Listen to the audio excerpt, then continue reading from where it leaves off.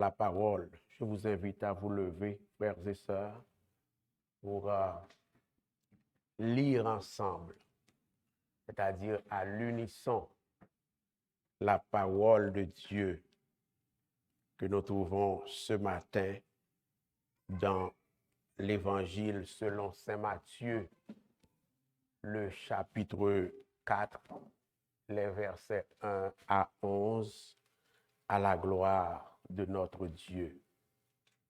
L'Évangile selon saint Matthieu, le chapitre 4, les versets 1 à 11, à la gloire de notre Dieu.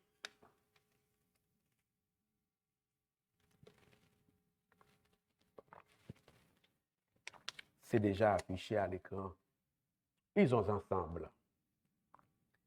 Alors, Jésus fut emmené par l'Esprit dans le désert pour être tenté par le diable. Après avoir jeûné 40 jours et 40 nuits, il eut faim.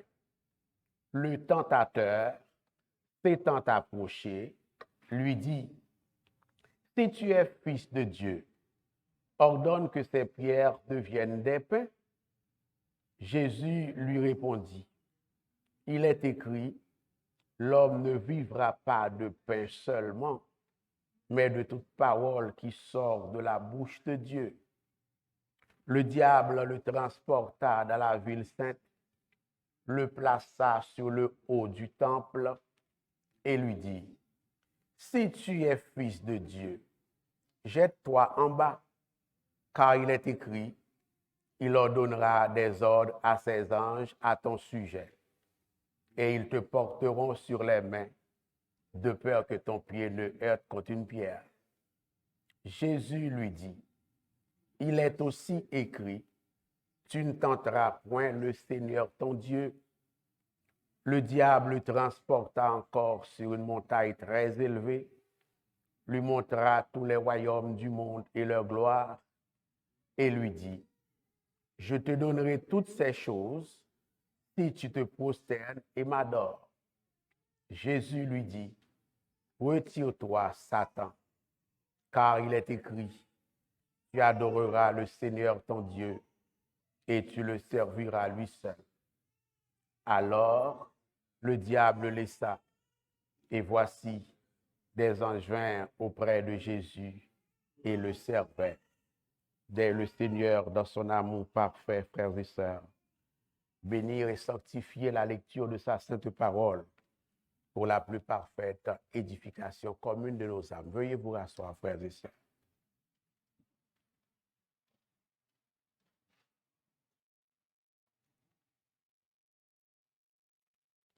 Nous sommes toujours dans la thématique du royaume de Dieu. Nous avons commencé à enseigner sur le royaume de Dieu depuis déjà quelques mois au niveau de l'école du dimanche. Et chemin faisant, le Seigneur m'a montré qu'il était nécessaire de consacrer quelques prédications à cette thématique. C'est ce que j'ai commencé à faire dans la congrégation depuis tout au moins le mois d'octobre ou de novembre, je ne me rappelle plus. Tout cela, c'est pour vous dire, frères et sœurs, que nous allons continuer à parler du royaume de Dieu pendant quelques dimanches. Il y a 3 thématiques dans l'Ancien Testament qui ont des ramifications ou bien des prolongements dans le Nouveau Testament. Et quand l'Église saisit ces 3 thématiques-là, l'Église peut se targuer dans la grâce et dans la foi de comprendre beaucoup de choses concernant le plan de salut de Dieu pour l'humanité. C'est la thématique du temple, c'est la thématique du royaume ou du règne de Dieu. C'est la thématique de terre, la terre que Dieu a promise à Abraham et plus tard à ses descendants. Alors, le Seigneur m'a mis à cœur d'attirer votre attention sur la thématique du royaume pour comprendre des choses concernant la vie de Dieu, la vie du chrétien. Nous allons commencer à traiter ce sujet qui dit les évidences du royaume messianique de Dieu dans la personne et l'œuvre de Jésus de Nazareth, notre roi. N'oubliez pas, non? Les évidences du royaume messianique de Dieu dans la personne et l'œuvre de Jésus de Nazareth, notre roi. Et la toute première évidence avec laquelle nous voulons commencer cette série d'environ 5 messages, si Dieu veut, eh bien, c'est la victoire de Jésus sur la tentation. C'est la première évidence du royaume messianique de Dieu dans la personne de Jésus-Christ. La victoire de Jésus sur la tentation. Jésus fut emmené par l'Esprit dans le désert pour être tenté par le diable. C'est le diable qui va le tenter, qui le tentera, qui l'aura tenté. Mais c'est l'Esprit qui l'emmène dans le désert pour être tenté. Nous y reviendrons. Pour une raison que Dieu ne nous dit pas, on s'aperçoit qu'il y a tout le temps une sorte de marche dans la même direction entre l'adversaire et Dieu. Pas parce qu'en réalité c'est le cas, mais ça semble à ça. Par exemple, vous vous en souvenez, lorsque le diable voulut tenter Job, il engage une conversation avec le Seigneur. Et au bout de la conversation, il a eu la permission d'attaquer Job. Dans Josué, dans Zacharie chapitre 3, nous voyons la même chose. Zacharie nous fait comprendre qu'il a eu une vision où il voit Josué, le souverain sacrificateur, debout devant l'ange de l'Éternel, et dans la cour céleste, Satan s'y tenait pour accuser Josué. Nous comprenons d'une parole que Jésus a prononcée concernant Pierre et ses disciples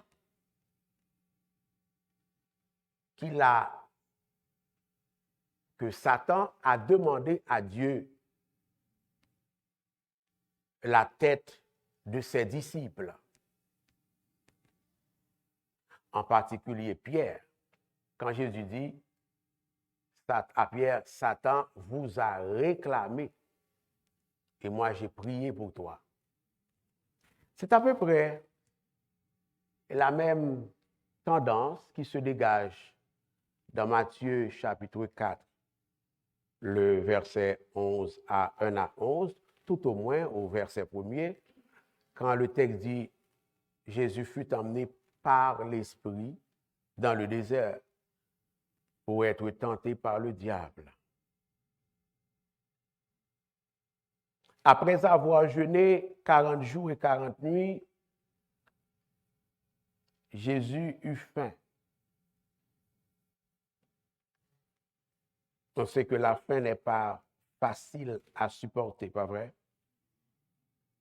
Et le tentateur, le sachant, il n'est pas omniscient, mais il était capable de savoir que Jésus avait faim. Pas besoin d'être omniscient pour le savoir, puisque Jésus a jeûné 40 jours, 40 nuits.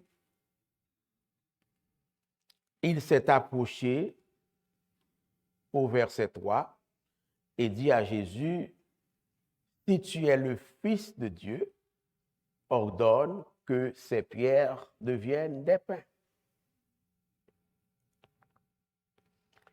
Alors, on parle souvent de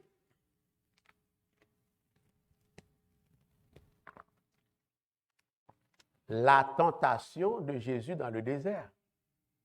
Mais en réalité, c'est les tentations. C'est 3 tentations dans une tentation. C'est une série de tentations. Incidemment, la première tentation de Satan contre Jésus dans le désert de Judée vise à ce que Jésus renonce à la voie de la souffrance. La première tentation directe de Satan contre Jésus dans le désert vise à ce que Jésus renonce à la voie de la souffrance.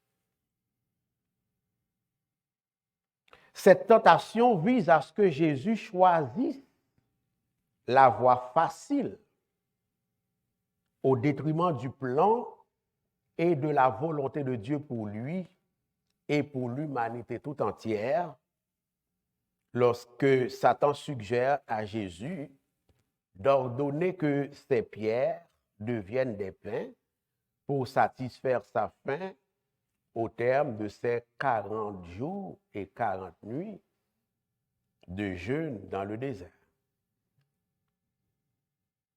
Vous connaissez l'histoire. Dieu veut que Jésus renonce à sa puissance dans un esprit d'abaissement volontaire. Dieu veut que Jésus utilise cette puissance seulement quand le Père le veut, mais le tentateur, lui, veut que Jésus agisse maintenant contre le timing divin, indépendamment de la volonté de Dieu, en usant de sa puissance pour satisfaire ses besoins, frères et sœurs. Ce que Satan dit à Jésus en paraphrase, Jésus en but à la fin, en proie à la fin, c'est ceci. Pourquoi devrais-tu mourir de faim dans le désert si tu es réellement le Fils de Dieu?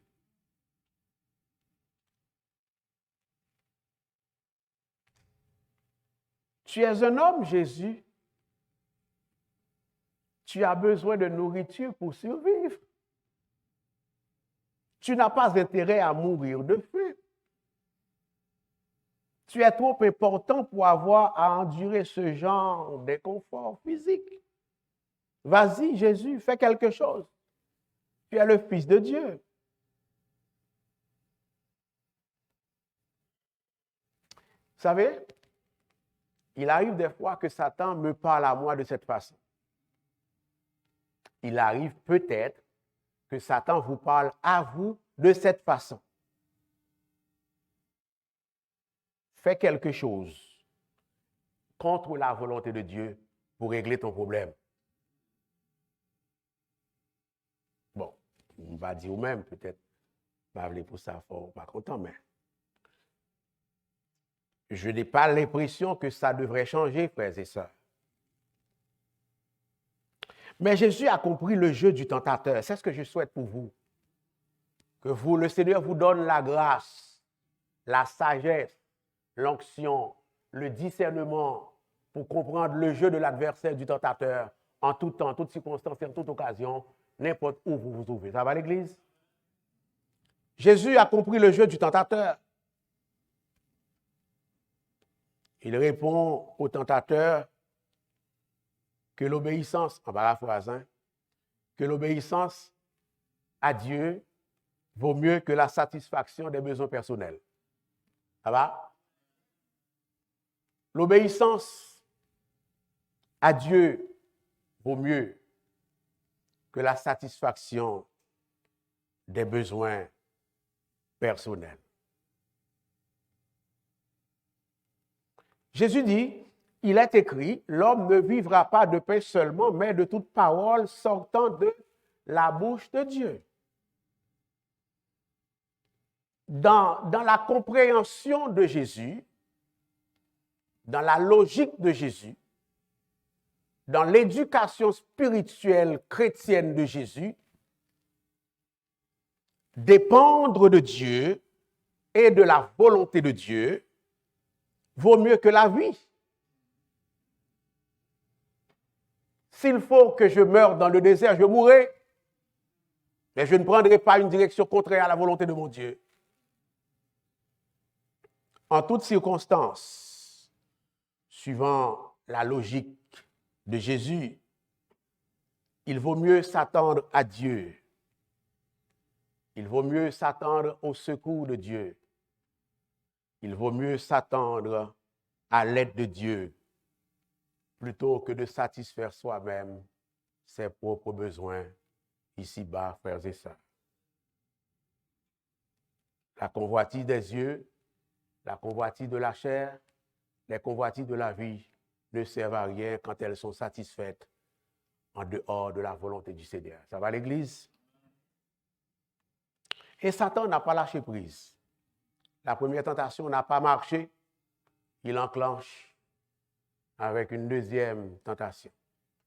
Et les évangiles synoptiques rapportent cet épisode de tentation du Fils de Dieu, du Roi des rois, du Seigneur des seigneurs dans le désert, de manière différente. Et il n'y a aucun problème à ce que ça soit différent, que le récit soit différent.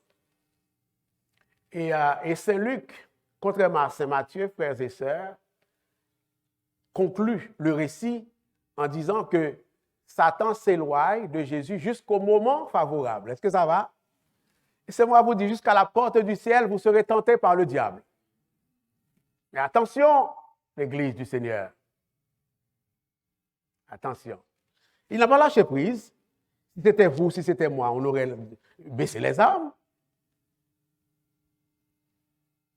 Verset 5 à 6. Le diable le transporta dans la ville sainte, le plaça sur le haut du temple. Luc parlera du pinacle du temple et lui dit, si tu es fils de Dieu, jette-toi en bas. Car il est écrit, et c'est vrai, il est écrit ça vraiment, il donnera des ordres à ses anges à ton sujet. Et ils te porteront sur les mains de peur que ton pied ne heurte contre une pierre. À entendre cela, si tu n'as pas de discernement, tu dirais, mais attends un peu. Il n'a pas réussi à convaincre Jésus. Comprenez bien le sens de la première tentation. Je l'ai expliqué. Je vais juste la reprendre. Parce qu'en pile, beaucoup de fois, je me demande combien de fois les gens comprennent le sens de la première tentation. Donc, je l'ai dit, hein, le sens de la première tentation, c'est d'amener Jésus à contrecarrer le timing de Dieu. User de sa puissance à un moment non encore fixé par Dieu, ok? C'est ça le sens de la première tentation. Sinon, il n'y aurait rien de mal dans dire à Jésus, ordonne que ces pierres se transforment en pain. Sinon, il n'y aurait rien de mal. C'était une question de timing. Ici, c'est toujours la tentation, mais c'est autre chose. Il essaie maintenant d'inciter Jésus, prenez bien, à mettre à l'épreuve l'amour et la puissance de Dieu. Ça va? Si tu es fils de Dieu, jette-toi en bas. En d'autres termes, en paraphrasant, tu affirmes être fils de Dieu et que tu crois à sa parole, tu viens de citer sa parole, je veux bien. Mais alors, pourquoi ne pas le démontrer en mettant Dieu à l'épreuve? Si tu n'utilises pas ta propre puissance divine, Jésus, pour t'aider, pour régler ton problème. Laisse au moins ton Père utiliser sa puissance pour t'aider. Si tu ne veux pas agir indépendamment de ton Père, laisse au moins agir ton Père, prouve-toi. Là aussi, frères et sœurs, vous l'aurez compris, Jésus a compris le jeu du tentateur.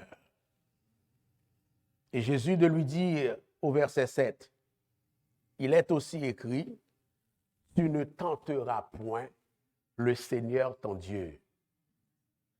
Tenter Dieu, ici en tout cas, c'est se mettre en mauvaise passe et voir ce que Dieu va faire avec nous. Est-ce qu'on est là? C'est ça, tenter Dieu ici. C'est ce qu'Israël a fait dans le désert.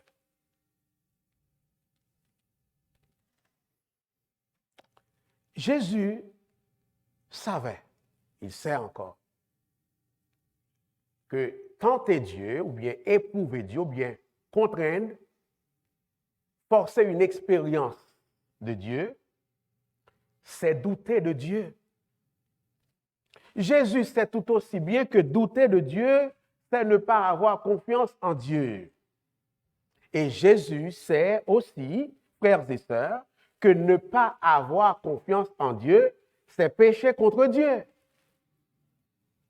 Et c'est exactement ce que Satan voulait qu'il fasse, c'est-à-dire qu'il pêche, si cela était possible, disons-le bien, contre Dieu pour détruire sa crédibilité, sa sainteté, sa justice, et par le fait même pour détruire la mission, le mandat de salut de l'humanité que Dieu confie à son Fils. Mais Jésus a résisté à Satan et Jésus a eu la victoire. Eh bien, si Jésus a eu la victoire une première fois, il a eu la victoire une deuxième fois, eh bien, la partie est finie. Le match est terminé. C'est ne pas connaître l'adversaire. Il va essayer de tenter un autre coup. Versets 8 à 9. La Bible dit, le diable transporta encore sur une montagne très élevée, lui montrera tous les royaumes du monde et leur gloire, et lui dit, je te donnerai toutes ces choses si tu te prosternes devant moi, ou alors si tu m'adores. Dans l'acte 3 de la tentation de l'ennemi, du tentateur, du diable, à l'endroit du Fils de Dieu, du roi des rois, du Seigneur des seigneurs dans le désert, le tentateur tente d'inciter Jésus cette fois à l'adorer. Les deux premières fois, c'était aussi une incitation à l'adorer. Mais c'était voilé, c'était en catimini, c'était en cachette. Mais la troisième fois, c'est à visière levée. C'est directement, de manière explicite. Les deux premières fois, c'était la même chose, c'est l'adorer. En lui obéissant, Jésus aurait fait à son égard acte d'adoration. Mais les demandes, les tentations à l'adoration, les demandes d'adoration étaient implicites, indirectes. Veillez l'Église, veillez la jeunesse. Tu n'entendras jamais un ami te dire d'abandonner l'Église ou d'abandonner Dieu, d'abandonner la foi. Ou alors très rarement. Mais ils te diront mille et une choses qui auront pour finalité de t'amener à abandonner Dieu et à abandonner l'Église. Est-ce que l'Église est là? Veillez.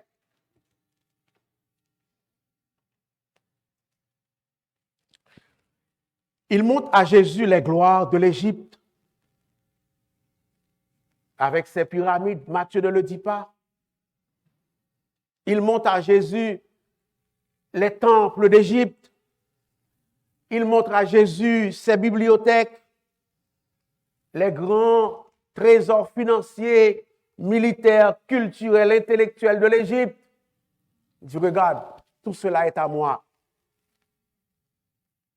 Tout cela est à moi. Probablement, il montre à Jésus la puissance et la splendeur de Rome, frères et sœurs, avec le grand empire de Rome s'étendant sur le monde. Il montre à Jésus probablement la grande Athènes, la magnifique Corinthe, frères et sœurs. Et bien sûr, dans la foulée, il montre à Jésus la merveilleuse Jérusalem, la cité royale de David, frères et sœurs, et plus. Ce faisant, le tentateur suggère à Jésus, le sens de la tentation, c'est quoi? Le sens, la signification de la troisième tentation, c'est quoi? Il suggère à Jésus de régner avant l'heure fixée par Dieu le Père. Est-ce qu'on est là?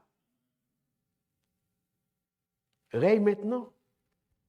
Règne sur le monde maintenant au lieu de devoir attendre et supporter le chemin long, périlleux, difficile, douloureux de la croix du calvaire à Golgotha.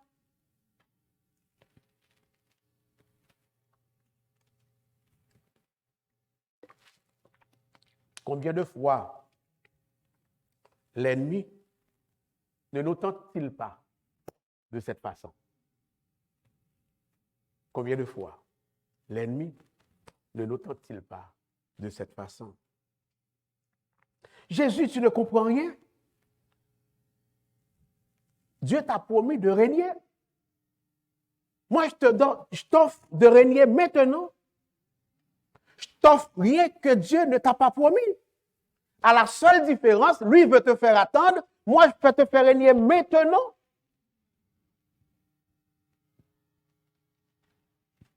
J'imagine qu'il dirait à Jésus, mon chemin est plus rapide que le chemin de Dieu.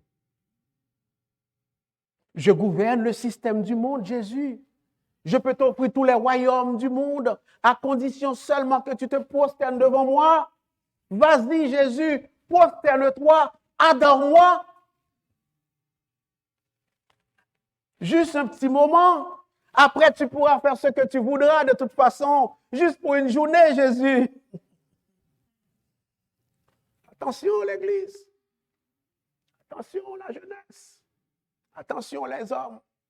Attention, les femmes. Attention, les ouvriers. Attention, pasteur. Comme auparavant, l'oratoire. La réponse de Jésus au verset 10 témoigne d'une résistance invincible aux attraits de ce monde. Résistance invincible aux attraits de ce monde. Jésus a préféré le chemin de la souffrance plutôt que le chemin court et pourtant qui mène à la perdition. Ça va? Retire-toi, Satan. Remarquez le point d'exclamation à la fin. Retire-toi de moi, Satan. On ne parle pas avec Satan avec douceur. Ça va, l'Église? Satan, c'est vagabond. Il faut traiter Satan en vagabond. Retire-toi, Satan. Vagabond que vous êtes. Ça va, l'Église?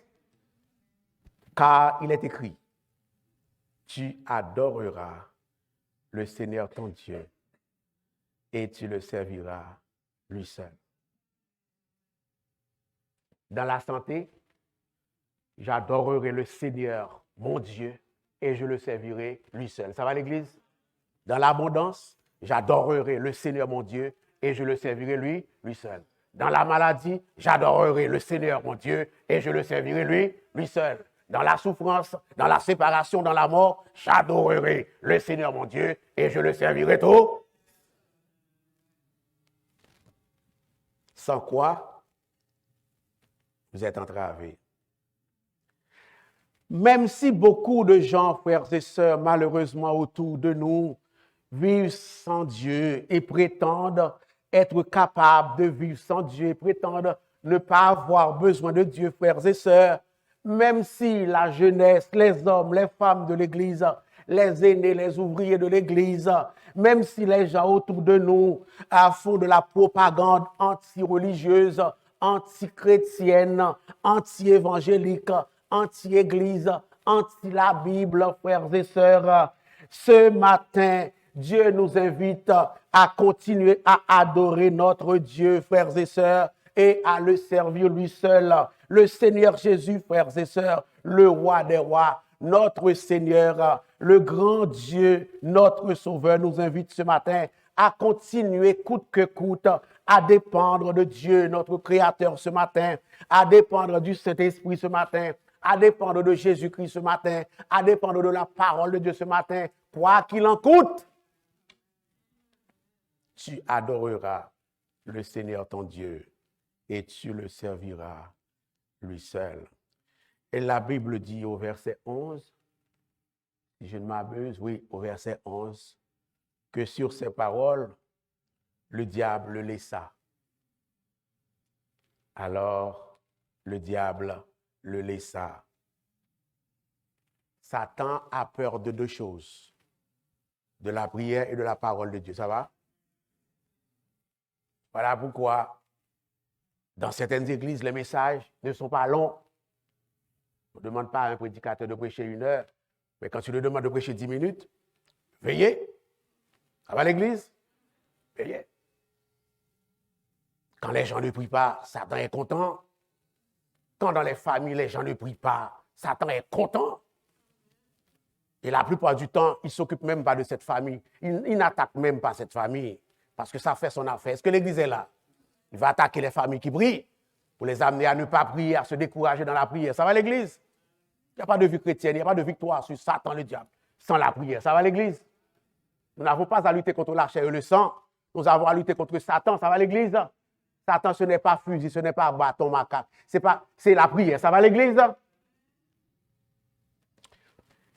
La victoire de Jésus, j'ai annoncé en titre que la victoire de Jésus sur la tentation, c'est une évidence s'il en était besoin, que le royaume de Dieu, c'est bel et bien, c'est réellement approché dans la personne et l'œuvre de Jésus de Nazareth, notre roi, frères et sœurs. Je m'explique.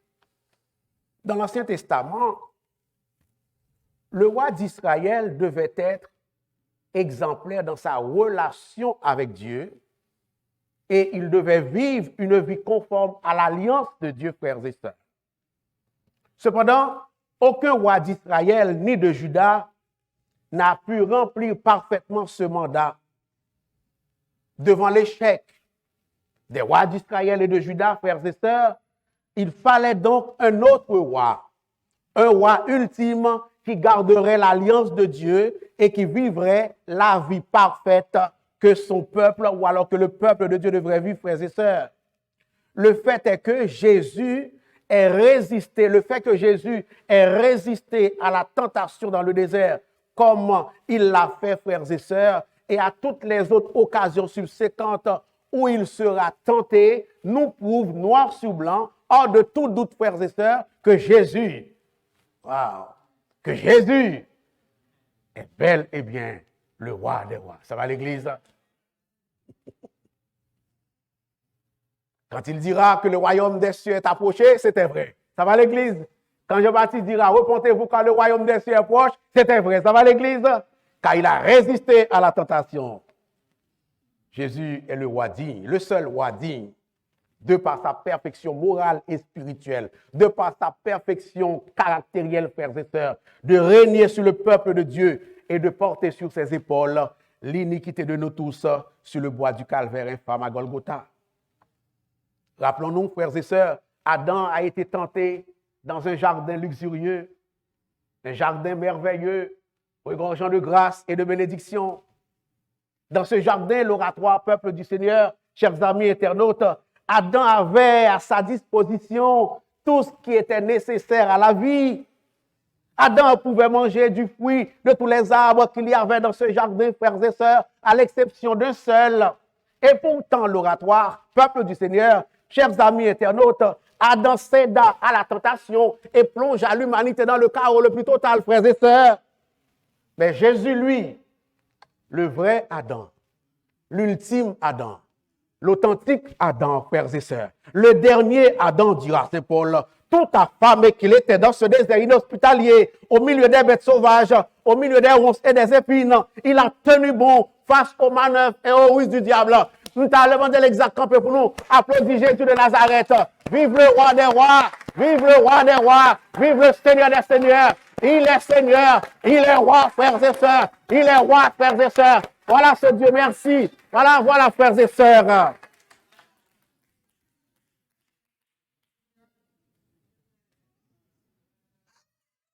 La victoire de Jésus sur le royaume des ténèbres dans le désert de Judée. La même où Israël avait échoué, frères et sœurs, confirme que Jésus est bien celui qui est venu. Il est bien celui en qui le royaume messianique promis par Dieu dans l'Ancien Testament a été donné, frères et sœurs. La victoire de Jésus sur la tentation confirme que Jésus est le sauveur du monde, destiné à réparer la vie brisée en Éden, frères et sœurs. À une autre occasion, quand Jésus a évoqué sa mort imminente, le tentateur s'est caché cette fois-ci derrière l'apôtre Pierre pour lancer une nouvelle offensive contre Jésus en faisant dire à Pierre, « À Dieu ne plaise, Seigneur, que cela ne t'arrive. » Et Jésus, frères et sœurs, discernant la voix de Satan au travers de Pierre, lui dit, « Arrière de moi, Satan, tu mets en scandale, car tes pensées ne sont pas celles de Dieu, mais celles des hommes. » Plus tard, frères et sœurs, le tentateur utilise la foule pour lancer une nouvelle offensive contre le Fils de Dieu en lui disant, le soir de sa crucifixion, si tu es le Fils de Dieu, même terme avec Satan, si tu es le Fils de Dieu, descends de la croix, tu as sauvé les autres, sauve-toi toi-même. Et qu'a fait Jésus, frères et sœurs? Jésus refusa de se sauver lui-même. Nous savons, vous et moi, qu'il pouvait le faire. Il a la puissance pour le faire. Mais il ne le fit pas. Par amour pour l'humanité. Par fidélité à Dieu le Père. Écoutez ce style oratoire. Tandis que je m'apprête à achever. La vie chrétienne demande la conviction. La jeunesse, écoutez bien. Les hommes, écoutez bien. Les femmes, écoutez bien. Pasteur Segou, écoutez bien. Le message est pour moi aussi. La vie chrétienne demande la conviction. La vie chrétienne demande la détermination. La vie chrétienne demande la persévérance. La vie de chrétienne demande le caractère. Ça va l'église? Vous savez, si vous voulez connaître la gloire, vous devez aussi accepter la souffrance. C'est Paul dira au jeune pasteur Timothée dans 2, 3 à 5, souffre avec moi comme un bon soldat. Souffre. Vous entendez le terme souffre? Souffre. Souffre avec moi le bon combat de la foi, comme un bon soldat de Jésus-Christ. Il n'est pas de soldat qui s'embarrasse des affaires de la vie. Il n'y a pas de soldat qui s'embarrasse des affaires de la vie. La gloire, l'honneur, le manger et le boire, etc. Les relations. S'il veut plaire à celui qui l'a enrôlé, et l'athlète n'est pas couronné s'il n'a pas combattu suivant les règles. L'oratoire. Je vous invite à continuer à combattre suivant les règles. Poursuivez ton bonhomme de chemin. Prince de ce monde, Satan pouvait offrir un royaume facile à Jésus. Mais Jésus n'avait pas eu besoin de son royaume facile. Car Jésus savait que Dieu le Père avait un royaume éternel et plus précieux pour lui en réserve. Jésus héritera de ce royaume au moment établi par Dieu. Et nous, l'Église, nous hériterons ce royaume avec lui. La bonne nouvelle ce matin. En ce temps-là, tout l'univers sera à nous. Imaginez un jour où tout l'univers t'appartient. En tant que co-régent, en tant que copropriétaire, en tant que co-détenteur du titre de propriété de l'univers. Imaginez l'Église. Imaginez. On va commencer à être plus court, ok? On va commencer à être plus court. Priez pour moi aussi, hein, pour que je sois plus court. Je vais travailler, je vais jeûner là-dessus. Donc, je vais m'arrêter là. Le message n'est pas terminé. Mais je commence à travailler pour rendre ça plus court, d'accord? Je vais m'arrêter là. J'aimerais vraiment pouvoir entamer, dimanche prochain, Dieu voulant, une autre évidence. Mais il se pourrait que je revienne là-dessus parce que je n'ai pas terminé. Je me suis dit, écoutez bien, on a beaucoup de temps à passer ensemble. On a aussi des activités de sensibilisation sur la longueur des messages. Je commence à avoir quelques échos aussi. On va couper ça là, OK? On y revient. Que le Seigneur nous bénisse ensemble.